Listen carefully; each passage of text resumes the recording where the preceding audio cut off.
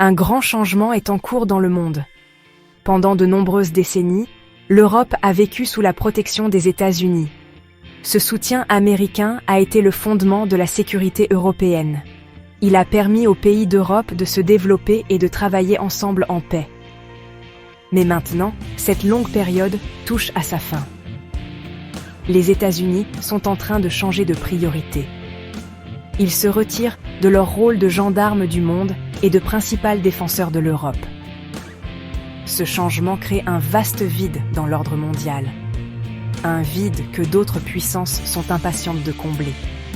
Le monde que l'Europe connaissait est en train de disparaître, et un nouveau monde, plus incertain, prend sa place.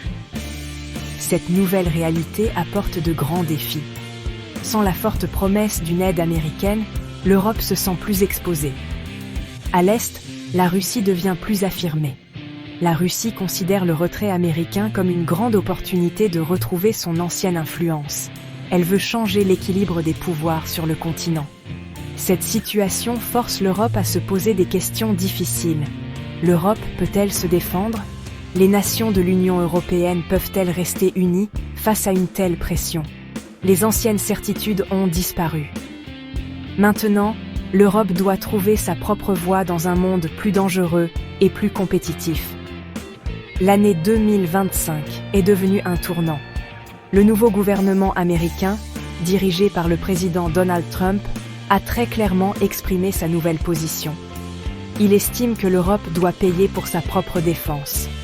Il considère les anciennes alliances, comme l'OTAN, comme un fardeau pour les États-Unis. Ce n'est pas seulement un petit changement de politique. C'est une rupture fondamentale avec les 80 dernières années de la politique étrangère américaine. Pour les dirigeants européens, c'est un choc. Ils sont maintenant contraints de repenser tout ce qu'ils croyaient savoir sur leur sécurité et leur place dans le monde.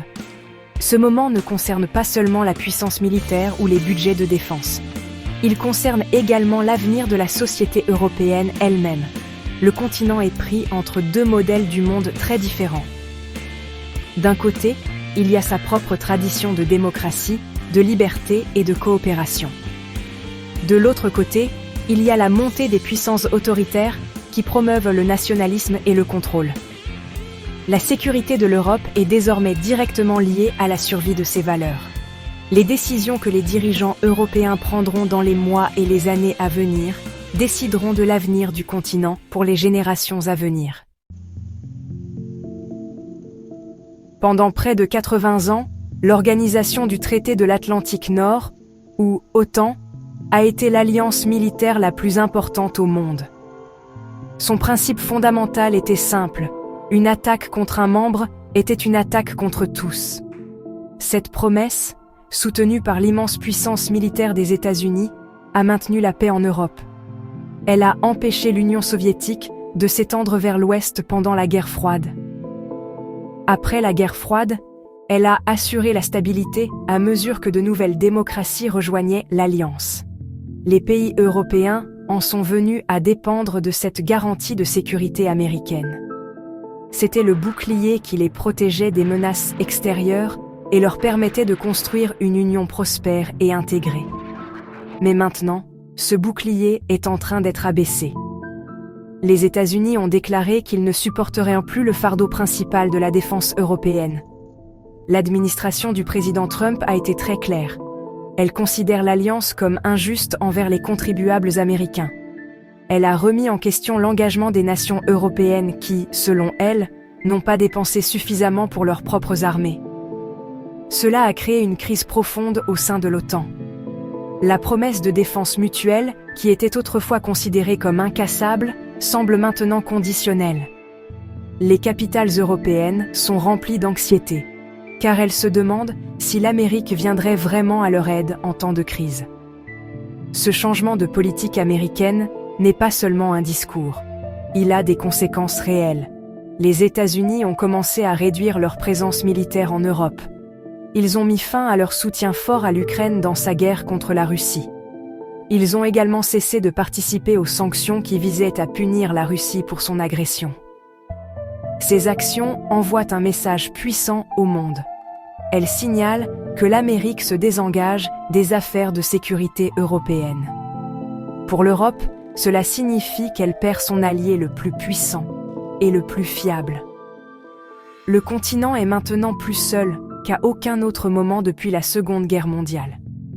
L'impact sur la planification de la défense européenne est énorme. Pendant des décennies, les stratégies militaires ont été construites autour de l'idée du leadership et du soutien américain. Les armées européennes étaient souvent conçues pour travailler aux côtés de l'armée américaine, beaucoup plus grande. Maintenant, elles doivent complètement repenser leur approche. Elles doivent renforcer leurs propres capacités, des chars et avions au renseignement et à la cyberdéfense. C'est une tâche massive et coûteuse. Cela exige un niveau d'unité politique et d'engagement financier que l'Europe n'a jamais atteint auparavant. L'abaissement du bouclier américain a laissé l'Europe face à une nouvelle réalité difficile. Elle doit apprendre à se défendre et elle doit apprendre vite. Alors que l'Amérique se retire d'Europe, elle modifie également sa relation avec la Russie. Une nouvelle dynamique émerge entre Washington et Moscou. Il ne s'agit pas d'une alliance formelle, mais d'une sorte d'entente mutuelle.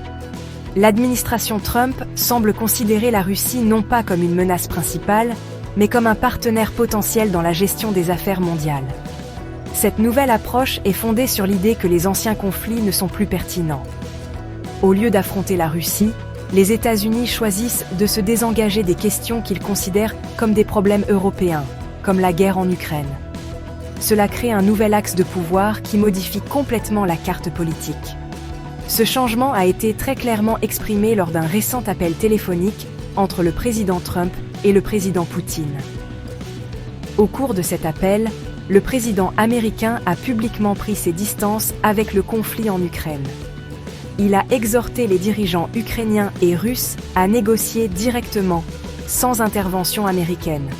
Il a également annoncé que les États-Unis lèveraient leurs sanctions contre la Russie. Pour l'Europe, c'était un développement stupéfiant.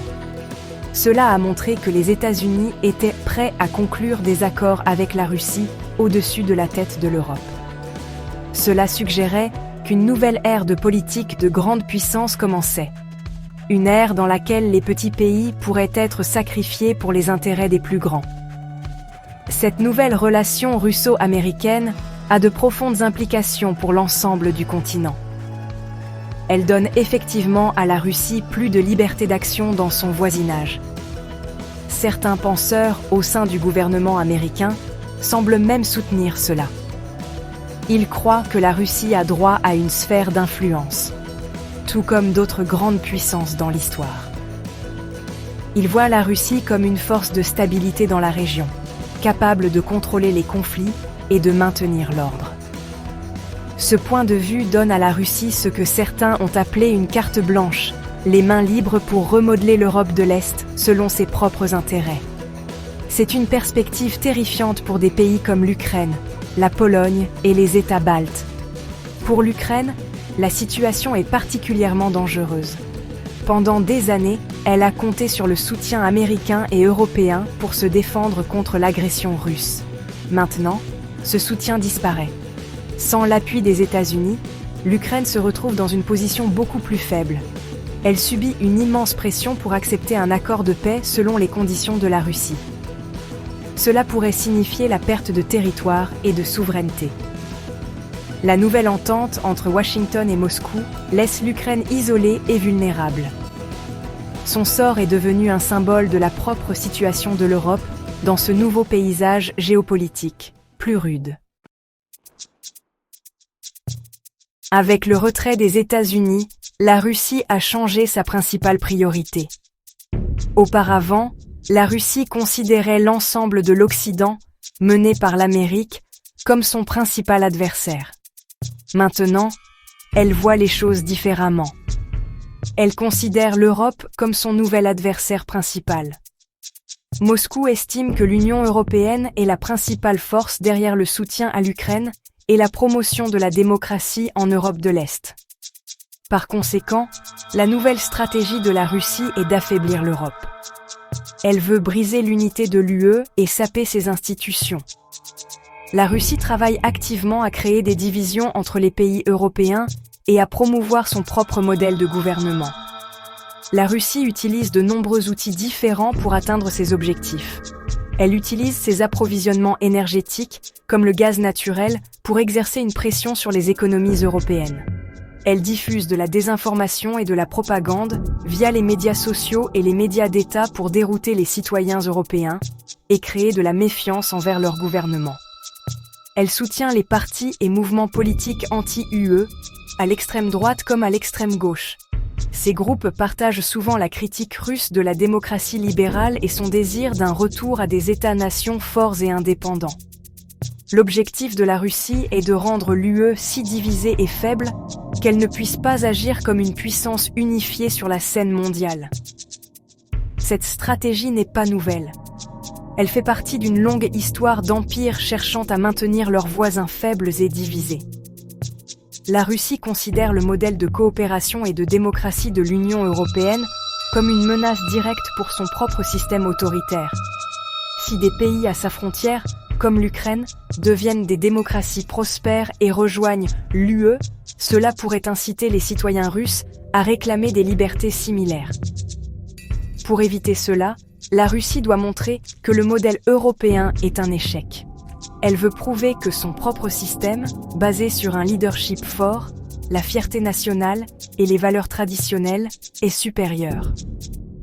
Par conséquent, la Russie ne mène pas seulement une bataille politique, elle mène une bataille idéologique. Elle essaie de remplacer les valeurs de l'Europe par les siennes.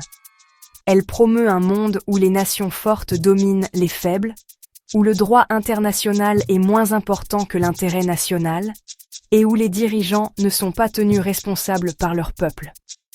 En ciblant l'Europe, la Russie espère détruire l'exemple le plus réussi de coopération internationale et de paix démocratique de l'histoire moderne.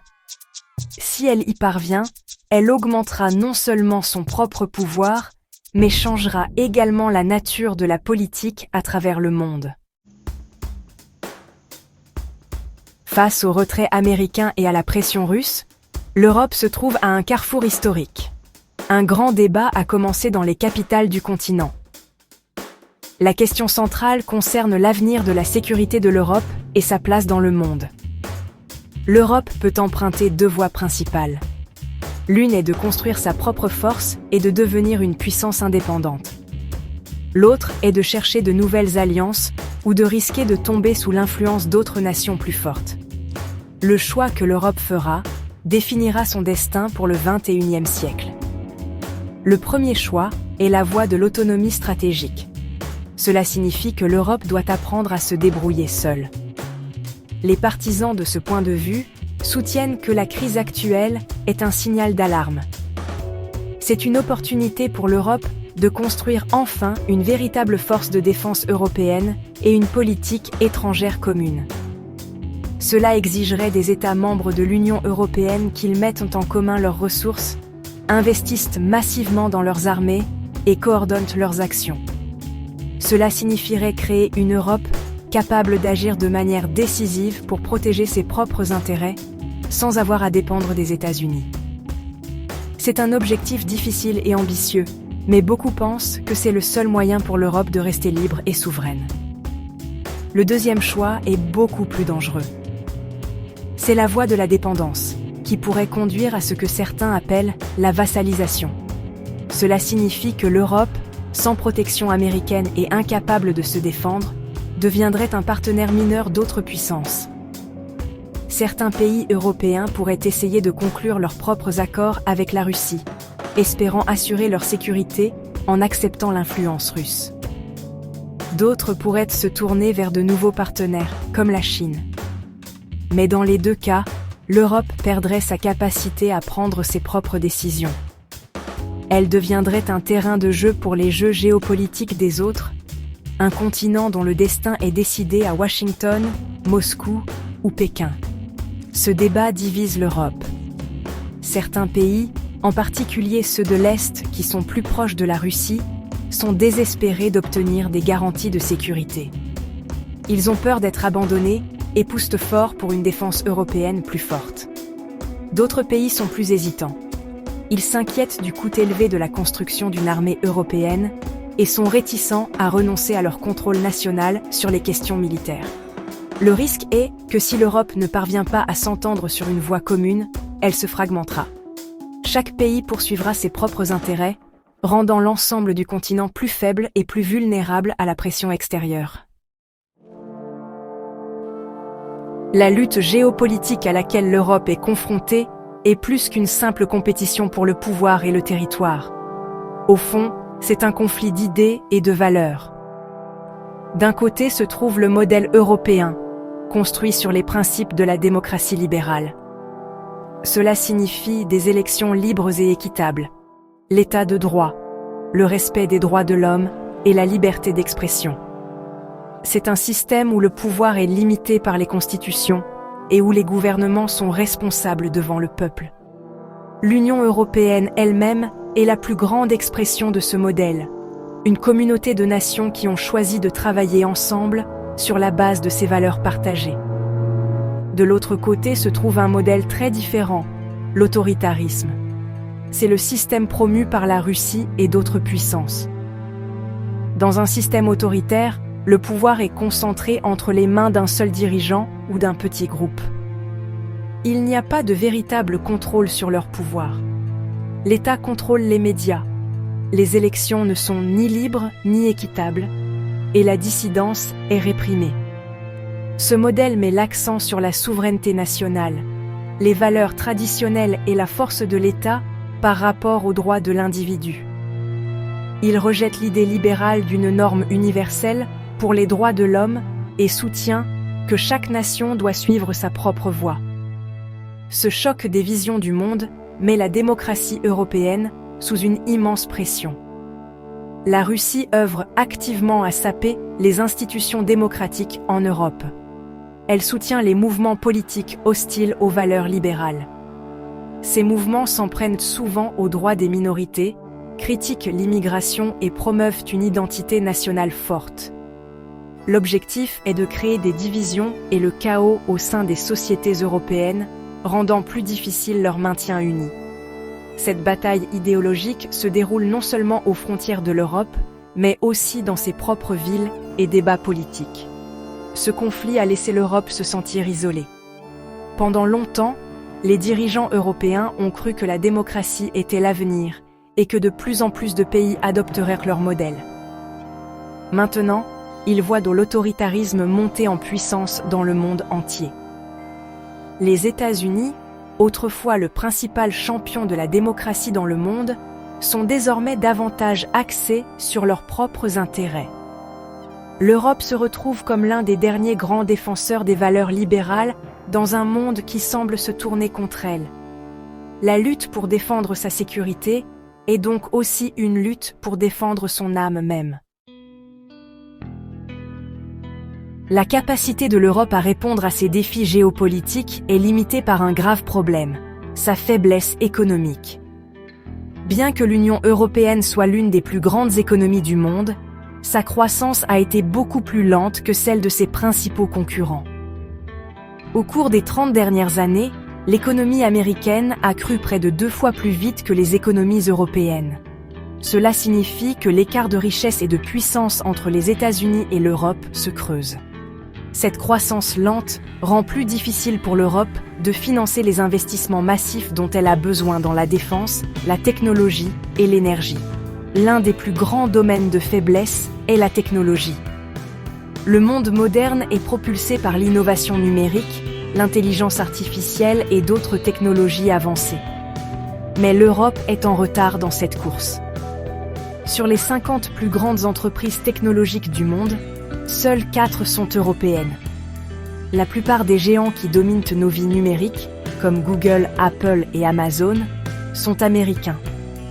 Cela signifie que l'Europe dépend de la technologie étrangère pour ses communications, ses données et son avenir économique. Cette dépendance technologique est une vulnérabilité stratégique majeure dans un monde de concurrence croissante. Les problèmes économiques du continent sont aggravés par la menace d'une nouvelle guerre commerciale. Les États-Unis, sous la présidence de Trump, ont adopté une position plus protectionniste. Ils menacent d'imposer des droits de douane élevés sur les produits européens, tels que les voitures et les machines. Une guerre commerciale avec l'Amérique serait dévastatrice pour l'économie européenne. Certains experts estiment qu'elle pourrait entraîner une baisse de 10% des exportations de l'UE vers les États-Unis. Cela représenterait une perte de plus de 400 milliards de dollars sur 4 ans. Cela rendrait encore plus difficile pour l'Europe de trouver l'argent nécessaire à ses objectifs de sécurité et stratégiques. Cette vulnérabilité économique est liée à la situation énergétique de l'Europe. Le continent tente toujours de mettre fin à sa dépendance au gaz russe, un processus qui a commencé après l'invasion de l'Ukraine en 2022. Cette transition est difficile et coûteuse. Dans le même temps, l'Europe essaie de montrer la voie dans la transition énergétique verte. Mais elle est confrontée à une concurrence féroce de la Chine, qui domine la production de panneaux solaires et de batteries, et d'une Amérique plus protectionniste. L'Europe est dans une position difficile. Elle doit sécuriser son approvisionnement énergétique, reconstruire sa base industrielle et atteindre ses objectifs climatiques, tout en étant à la traîne économiquement. Si l'Europe veut survivre et prospérer dans ce nouveau monde, elle ne peut pas se permettre de rester immobile. Elle doit prendre des mesures audacieuses et décisives pour renforcer sa puissance économique et stratégique. C'est une tâche immense, mais pas impossible. Les dirigeants et experts européens ont commencé à esquisser une voie à suivre. Cette voie exige un nouveau niveau d'unité, d'investissement et de volonté politique. C'est un plan pour construire ce que l'on appelle souvent la souveraineté européenne, la capacité de l'Europe à agir de manière indépendante et à façonner son propre avenir. La première étape est une offensive d'investissement majeure. L'Europe doit injecter de l'argent dans les technologies clés de l'avenir, telles que l'intelligence artificielle, l'informatique quantique et l'énergie verte. La bonne nouvelle est que l'Europe dispose d'une certaine marge de manœuvre financière pour le faire. La dette publique moyenne dans l'Union européenne est inférieure à celle des États-Unis. Cela signifie que les gouvernements peuvent emprunter de l'argent pour investir dans ces domaines critiques. Dans le même temps, l'Europe doit faciliter l'investissement des entreprises privées. Cela peut être fait en achevant l'union des marchés de capitaux, un projet qui créerait un marché unique pour l'investissement dans toute l'UE. La deuxième étape consiste à établir de nouveaux partenariats à travers le monde.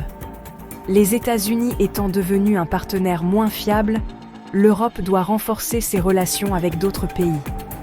Elle doit signer de nouveaux accords de libre-échange avec les économies en croissance en Asie et en Amérique latine. Cela ouvrirait de nouveaux marchés pour les produits européens et réduirait sa dépendance vis-à-vis du marché américain. L'Europe doit également former des alliances pour sécuriser les matières premières dont elle a besoin pour ses industries, comme le lithium pour les batteries et les terres rares pour l'électronique. Cela signifie être plus pragmatique et plus rapide dans sa politique commerciale. La troisième étape est de devenir plus compétitive. Beaucoup de gens pensent que l'économie européenne est freinée par trop de règles et de réglementations. Pour stimuler la croissance, certains ont proposé une règle, un entrant, deux sortants, ce qui signifie que pour chaque nouvelle loi créée, 2 anciennes doivent être supprimées. L'objectif est de rendre plus rapide et plus facile pour les entreprises de lancer des projets, d'innover et de créer des emplois. Cela aiderait à réduire l'écart économique avec les États-Unis et donnerait à l'Europe les ressources dont elle a besoin pour être une puissance mondiale. Ces réformes sont difficiles, mais beaucoup les considèrent comme essentielles à la survie de l'Europe. L'Europe est arrivée à un moment de vérité. Le monde qu'elle a connu pendant des décennies a disparu. Les anciennes certitudes de la protection américaine et d'un ordre mondial stable se sont évanouies. À leur place, une nouvelle ère de compétition entre grandes puissances où la force fait souvent loi et où chaque continent doit se débrouiller seul. L'Europe est maintenant prise entre une Amérique nouvellement distante et une Russie nouvellement agressive. Elle est confrontée à un choix profond qui déterminera son caractère et son destin pour le reste de ce siècle. Les décisions prises maintenant, face à ce grand bouleversement géopolitique, auront des répercussions pour des générations. Le choix fondamental est entre l'unité et la division. L'Europe peut choisir de s'unir, de mettre en commun ses ressources et de forger un objectif commun. C'est la voie de l'autonomie stratégique. Cela signifie construire une défense européenne crédible, investir dans un avenir économique partagé et parler d'une seule voix sur la scène mondiale. Cette voie est incroyablement difficile. Elle exige de surmonter les anciennes rivalités nationales et de se faire confiance d'une manière qui n'a jamais été faite auparavant. Mais c'est la seule voie qui offre la promesse d'une véritable souveraineté. La capacité pour les Européens de décider de leur propre destin dans un monde dangereux. L'alternative est un avenir de fragmentation et de déclin. Si l'Europe ne peut pas s'unir, elle deviendra faible et insignifiante. Les pays individuels seront tentés de conclure leurs propres accords séparés avec des puissances plus grandes, cherchant une sécurité à court terme au prix d'une liberté à long terme. Le continent deviendrait un objet passif dans les affaires internationales, un espace à influencer et à contrôler par d'autres. Le grand projet européen de paix et d'intégration, construit sur 70 ans, pourrait s'effilocher. L'Europe risquerait de devenir un musée de ses gloires passées plutôt qu'une force façonnant l'avenir. Ce n'est pas seulement un choix de politique de puissance. C'est un choix de valeurs. La lutte pour l'avenir de l'Europe est une lutte pour l'avenir de la démocratie, des droits de l'homme et de l'état de droit. Dans un monde où l'autoritarisme gagne du terrain, une Europe forte et unie est plus importante que jamais. Elle peut servir de phare de liberté et de modèle de coopération pour les autres. Mais une Europe faible et divisée serait une victoire pour ceux qui croient au pouvoir, au contrôle et à la domination. Le continent est à la croisée des chemins, et la voie qu'il choisira déterminera non seulement son propre avenir, mais aussi l'avenir du monde libre.